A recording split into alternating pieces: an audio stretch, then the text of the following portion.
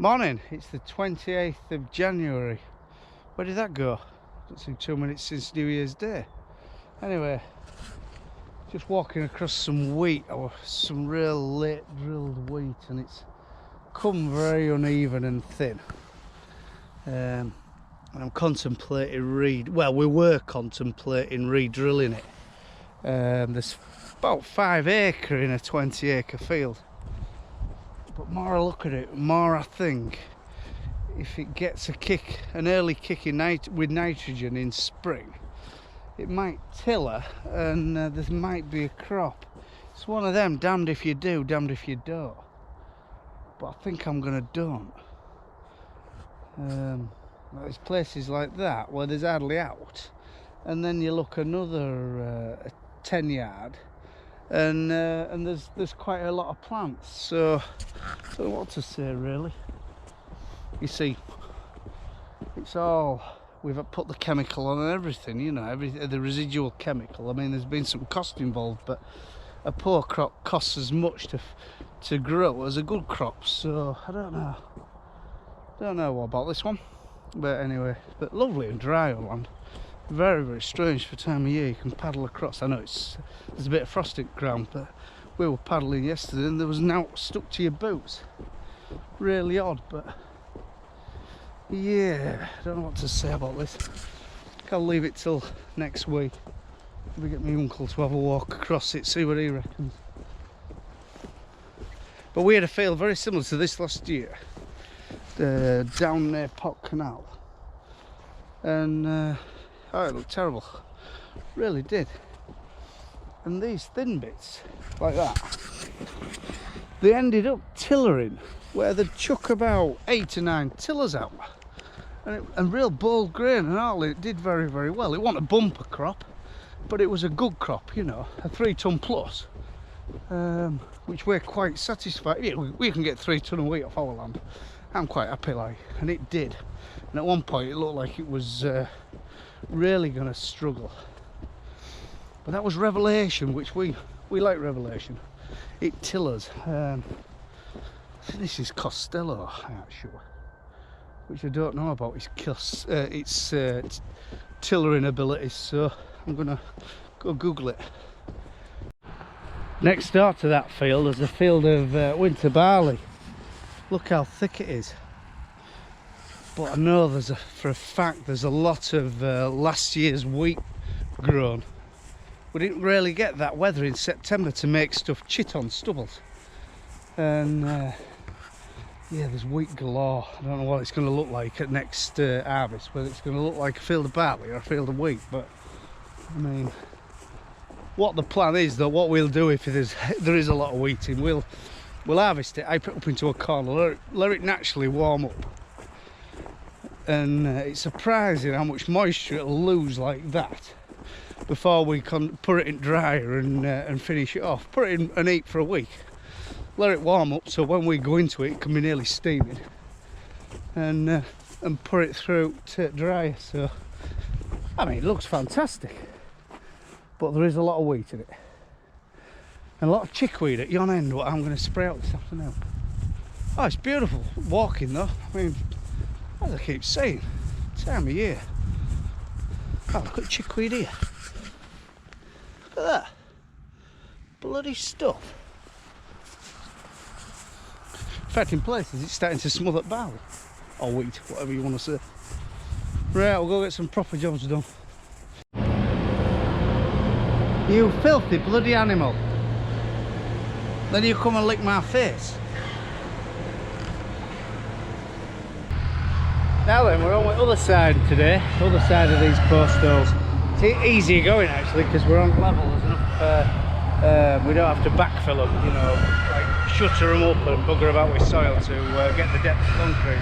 So I just thought I'd show you these before I shove one in. The cone, right? So you've got like 1.5 inches of movement, you know, if you do get it wrong. So you put your bolts in the middle of the cones, so there's no concrete goes in there obviously, so you can move your bolts about. Quite a clever idea, whoever thought about it. And then what you do, you shove it in the ground like so.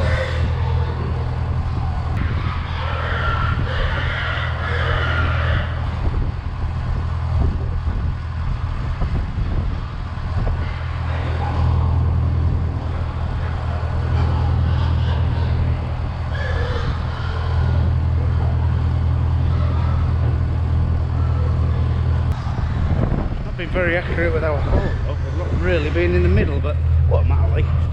But there you go. And then your stanchion sits on top of there and you bolt it up. Just gives you a little bit more play for a balls up like.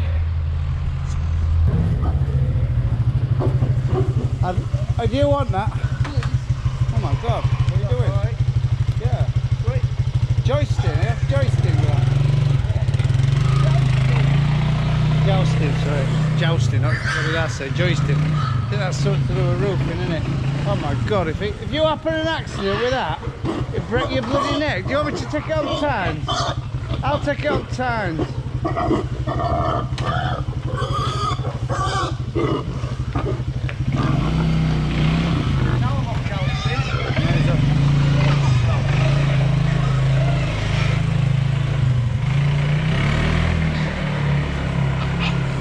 If you're lucky, he don't hurt himself on the way to the workshop, I think. Yeah, we've had a good day. I really enjoyed it. I feel like we've done something. You know, it's been quite productive.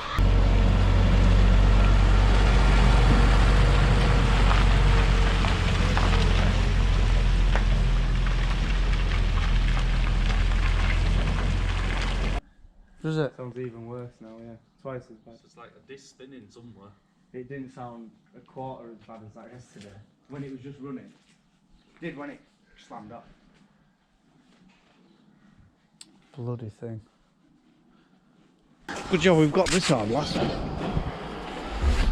You know, I mean, Hannah 2's bloody broke down and we've got this old girl keeping job going. I don't know, I've told you before, this is as old as our Oliver. This is same age. My dad bought this from Class Eastern, which is Seward's in that day, on the day our Ollie was born. So yeah, I dread to think how many hours it's done. We've had a few, we had a gearbox repaired on it, but that was our fault, we run out of oil. And we've had brakes done at the front axle. Apart from that, it's been a very, very reliable loader. And the hour clock's been broken 6 or 8 years, and I think she's clocked up 9,000 in that time, so I reckon we're 14 or 15,000 on this almost. And it still goes good. I mean, if you hammer it though, it won't. Well, this bloody thing, I don't know. 2,800 hours, you shouldn't be spending a fortune on a machine. You shouldn't be spending a fortune on a machine just over 3-year-old. I don't think so. At 2,800 hours. But anyway, not to worry. These cattle are doing really well now. Really shifted some grub and making some beef, but like I said, costing a fortune to feed. With barley at £225 a tonne. Yeah, it's a struggle for stock farmers at the moment, and poultry men, pig men, you know, very expensive to feed. In fact, I think feed's never been as dear. So, but yeah, well. That's really drying out this way. Well, yard was a bit of a mess yesterday, actually. You know, muddy and shitty. And today it's dried out somewhere else. The amount of people come in this yard and they don't look at a new tractor or a big tractor or a new combine or like that. All they want to look at is my old tractors, yeah. Well, wagon driver brought some sand the other day, sand and gravel, and he wanted to talk about the 2650. Another lad towed up. Oh, DHL driver came. Oh, Ford 5000. Where's 2140? Because he comes here regular. Where's 2140? You haven't sold it, have you? Oh, like, I don't know. There's a lot of interesting tractors, isn't there? I think I found 15 heifers. Hereford heifers. Quite excited about it, really. A guy local. I'm glad he's local and all, because he's a fella, and well, there's 3 of them. There's husband and wife, father, and they really talk sense. You know, you can ask them. I don't know things. You know, so I ain't frightened about asking a simple question. you know, put me right, steer me in the right direction from the start. You know, I'd rather learn now before I have a total balls up. Anyway, we're on with 15 Hereford heifers. Nice looking stock they are. They sort of agreed at price, but you know, so he's gonna separate them, and so I could have a walk through them, because where I looked other day, they were all in among all different age groups and one thing else. So what he's going to do, he's going to sort me 15 of what he thinks is best, and then put them in a yard and let me have a walk through them and say yes, yes, yes, yes. But I'd like to come home with 15, you know. I mean, it's like my dad says, get 5, you never get started. Get 15, we're into it. Then you can afford a decent bull. For a decent bull again, which we're looking at 2 grand plus. And then, if job's looking rosy and you think, bloody hell, they don't cost a lot to feed these, we've got another 15 at back into this year. And put them in calf, because we want to be calving. We don't want to be calving when we're busy, because when we're busy here, we're busy. And we want to be calving like this time, I would say from Christmas, November. Well, yeah, November I would say. Between November and February, in that sort of slot. When it comes to buying a bull though, we want one what's sort of proven to throw small calves, you know, because I don't want to be paying vets for cesareans and one thing or another, which you really very rarely do with Herefords, I've found out.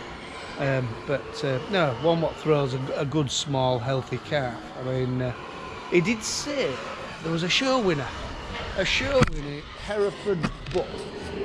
Oh, I looked the picture, absolutely looked the picture. But when they put this bull against on calves, it was throwing 80 kilo calves, you know, and he says, oh, they were struggling getting these calves out. You know, they were perfect calves, don't get me wrong, but if you lose that perfect calf, you're back to square one, aren't you? Yeah, he says his bulls are throwing out from 35 to 40 kilo, you know, and they just slip out. Yeah, good, healthy, strong little calves, but growing to good stock, you know. So, and the fella really knew what he were on about. This, I can't remember what his name is. It was somewhere in Cumbria. Had 500, and his exact words were, he says, went to Hereford's a while back. I can't remember what day, what era, and I couldn't make any money out of these bloody Continentals. Just ate too much grub. This is Herefords, just feed them really cheap, and you know, they cost very, very little to feed, but they're very, very slow growing. They're on farm a long while. I don't think he's Hereford, I think he's a Simi. Ah, Hereford, mate. I think that's got Hereford on his passport, that one at back. Near water trough. I've just missed it, but there was a fantastic sunset. It was like really weirdly pink all over the sky, but it's lovely, is that? And after 5 o'clock, I think it's 10 past 5, and you can still see and do a bit. So it's like winter's turned a little bit of a corner, and early on birds were singing as though they were getting ready for spring. So yeah, very nice. Right, if you like these videos, tick and subscribe. Oh, like and subscribe, should I say? And we'll